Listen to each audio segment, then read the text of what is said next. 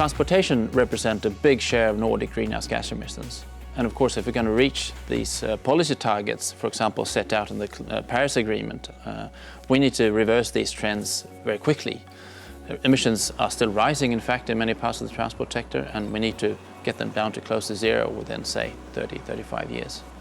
And transportation is also particular because I think it's one of the sectors where you and I, as consumers and as individuals, have a big role to play in our daily lives. The solution that we need has at least three dimensions. We need to avoid some transport that perhaps is not necessary. We need to make sure that we use the most efficient transport technology and transport mode for the needs that we have. So, for example, shifting from passenger cars to trains, or from lorries to ships for freight goods.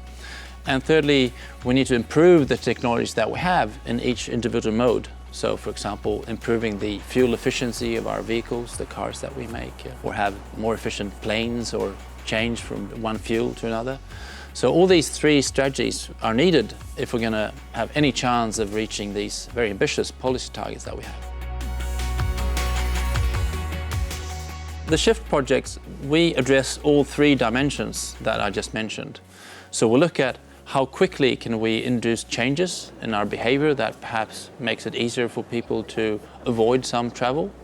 We look at what technologies are available today, what might be on the horizon, how quickly can we expect these technologies to be taken up by society.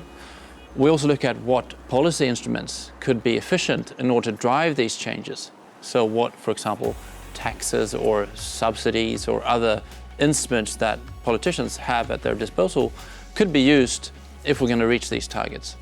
So we try and take a comprehensive and holistic look at all these three different strategies. Then there's another dimension to SHIFT that looks at how can we implement these tools in a scientific setting. So from a methodology standpoint, looking at how can we model transport behavior and transport technologies more efficiently. But in essence, what we're trying to do is looking at efficient and effective and potentially feasible ways to reach these targets using these three different strategies.